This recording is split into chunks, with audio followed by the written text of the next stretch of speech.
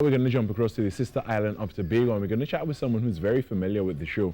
Her name is Juanita Headley, and she's an attorney at law. She has been very involved in the topic and the issue of human trafficking, and just sensitizing the public to what human trafficking is about and the signs to look out for. She's now in Tobago, and she has been back and forth between Trinidad and Tobago for quite some time, speaking on this topic. So we're going to join Juanita Headley across in Tobago right now. Good morning, Juanita. Good morning. It's great to join with you again. Thank you so much for having me, Kerry. It's nice to see you. It's good to see you as well. Now, you are back here in Trinidad and Tobago, well, specifically Tobago right now, to keep raising awareness on human trafficking, especially in the season of Carnival. What are some of the things we need to look out for? I think it's really important for individuals to help and safeguard the children that they have. And that means consider the kind of conversations they're having on the internet, the type of people they're talking to and interacting with. It's not so much about stranger danger, but you have to understand that with the internet, there's a lot of anonymity. And during Carnival and big festivals around the world, that is when we know about young girls being sold into exploitation, human trafficking, and prostitution. And so it's about protecting your children, having conversations with them, and allowing your children to be free and open to discuss things. Because at the end of the day, trafficking happens everywhere in the world, including in Trinidad and Tobago. So parents need to safeguard by being in their children's business, to be quite frank. Yeah, I like how you say that, like being in their children's business, because yes, nowadays you hear more and more of you know, parents needing to respect their children's boundaries for certain things and don't do things like check on their cell phone and stuff. But you never know, with the increase in missing persons, especially young girls that we've seen lately, I think it's becoming more and more necessary to do have a better handle on, you know, the interactions your children have via their cell phones, via their social media accounts as well. What would you say to that topic? Absolutely, and I feel that it's important to not allow your children to have unlimited access, because some of the things children expose themselves to, it's as a result of them having the internet. Quite frequently, individuals have a computer in a computer room, and they supervise their children, but with a cell phone, children are using that all hours of the night. They're exposing themselves to certain things like pornography. And then also you have to consider that when children are on the internet, they may be posting things about themselves, which could be pictures, even where they are. And quite often, even us as adults, we post what's going on in our world.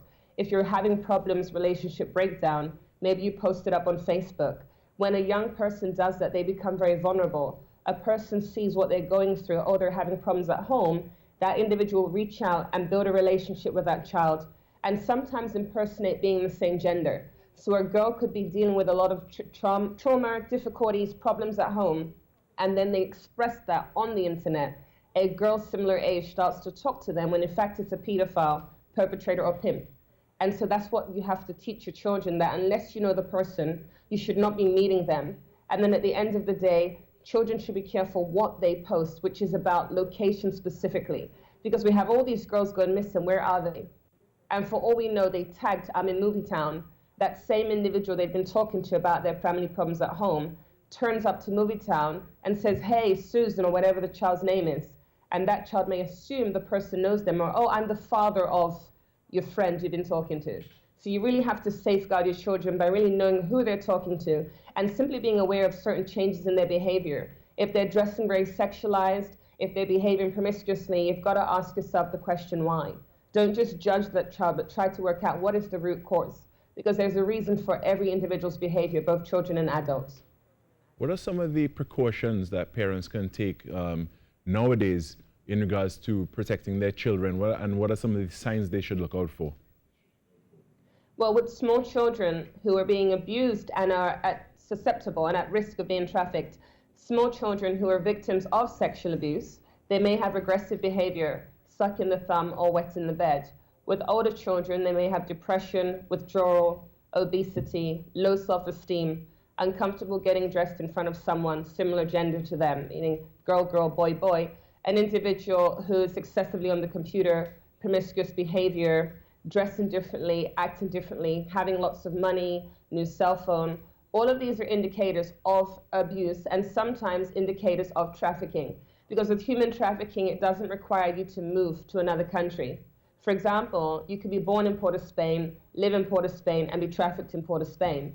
And with human trafficking also, an individual could be trafficked by their classmates, their friends, their parents. So it doesn't require immigration. It doesn't require their documents, passport to be taken away. Those signs and indicators are seen in abused children, teenagers, and sometimes adults. And even if a person is not abused, if they are being trafficked and sold for sex, they may also exhibit those certain signs and identifiers. So I know of a girl in Tobago who's behaving very sexually in school with some of the boys. That's as a result of being sexually abused by her brother. So at the end of the day, when there's certain behaviors in a child or young person, you've got to look at the root cause. Instead of judging them, excluding them from school, have a look and see, where is this coming from? Why is this behavior being exhibited by the person? Because like I said, trafficking does not require movement.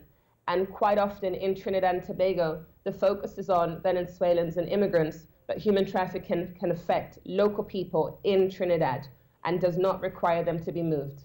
Could you define the word trafficking as you've been using it and in the legal context? Because some people may have a preconceived notion of what trafficking is. Just as you said, they may immediately think about immigrants and people who come into the country, but that is not always the case. Could you define trafficking for us?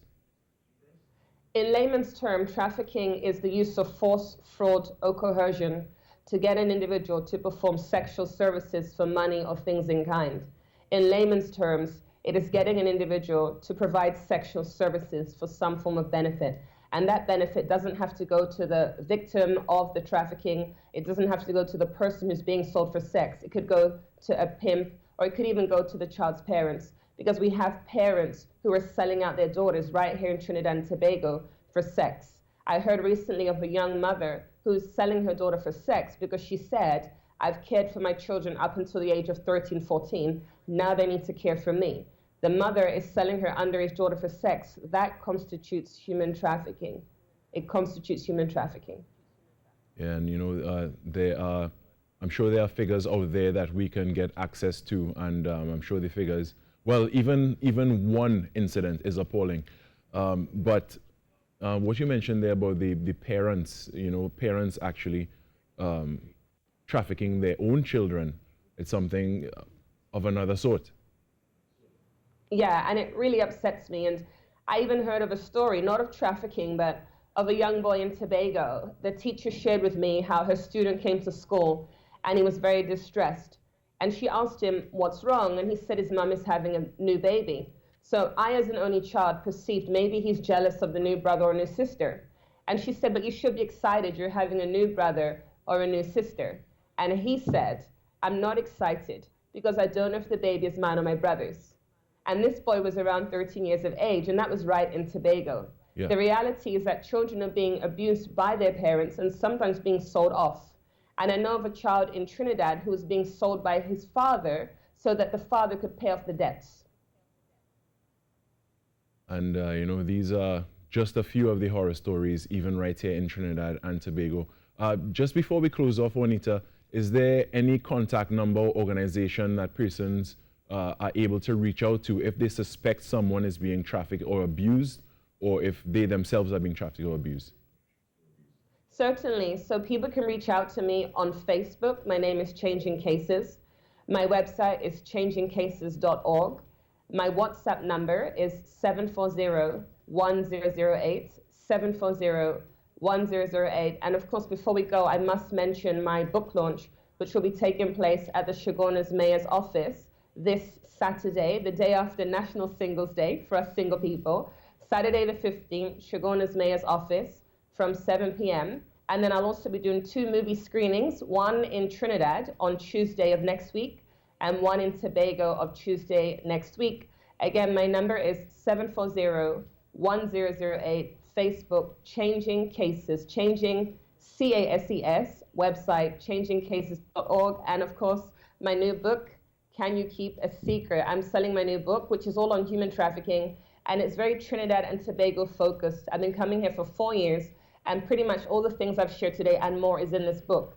It's 200 TT, and 60% of the profits will be used for charity. So please do support. This Saturday, Shoguna's Mayor's office, I'll be doing my book launch, and then next week, Monday, in Tobago, Movie Town, next week, Tuesday, Movie Town in Trinidad. So please do reach out to me for more information. All right. Thank you so much, Juanita Headley, attorney dealing with trafficking. Thank you for joining us this morning, giving us this very pertinent information. Thank you so much, Kerry. Especially in this season as well. We now go upstairs to the TTT News Center for the news at 7 o'clock with Ria.